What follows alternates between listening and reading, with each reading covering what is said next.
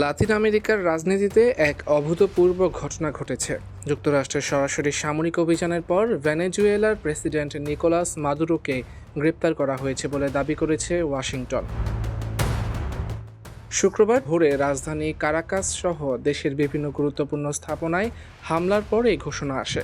ঘটনাটি ঘিরে বিশ্বজুড়ে তীব্র প্রতিক্রিয়া ও উদ্বেগ ছড়িয়ে পড়েছে। মার্কিন প্রেসিডেন্ট ডোনাল্ড ট্রাম্প এক বক্তব্যে জানান, বড় পরিসরের একটি অভিযানে মাদুরো এবং তার ঘনিষ্ঠ সহযোগীদের আটক করা হয়েছে এবং তাকে ভেনেজুয়েলা থেকে সরিয়ে নেওয়া হয়েছে। যদিও অভিযানের সুনির্দিষ্ট অবস্থান বা মাদুরোকে বর্তমানে কোথায় রাখা হয়েছে সে বিষয়ে বিস্তারিত তথ্য প্রকাশ করা হয়নি। আন্তর্জাতিক সংবাদ মাধ্যমগুলোর তথ্য মতে অভিযানের সময় কারাকাসে একাধিক বিস্ফোরণের শব্দ শোনা যায়। আকাশে নিম্ন উচ্চতায় যুদ্ধবিমান ও হেলিকপ্টার টহল দিতে দেখা গেছে।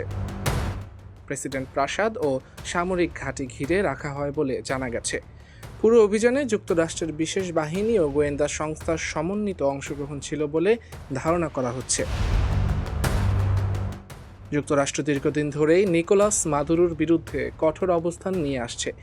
এর আগে তাকে মাদক পাচার, দুর্নীতি ও মানবাধিকার লঙ্ঘনের অভিযোগে অভিযুক্ত করে গ্রেপ্তারের জন্য পুরস্কার ঘোষণা করা হয়েছিল। ওয়াশিংটনের দাবি, এই অভিযান ভেনেজুয়েলার জনগণের গণতান্ত্রিক অধিকার রক্ষার অংশ। ভেনেজুয়েলার প্রতিক্রিয়া, মাদুরো প্রশাসনের পক্ষ থেকে এই ঘটনাকে বিদেশি আগ্রাসন ও সার্বভৌমত্বের চরম লঙ্ঘন বলে আখ্যা দেওয়া হয়েছে।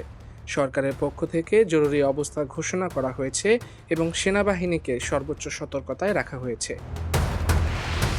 রাষ্ট্রীয় টেলিভিশনে প্রচারিত বক্তব্যে জানানো হয়, দেশ রক্ষায় সব ধরনের প্রতিরোধ গড়ে তোলা হবে।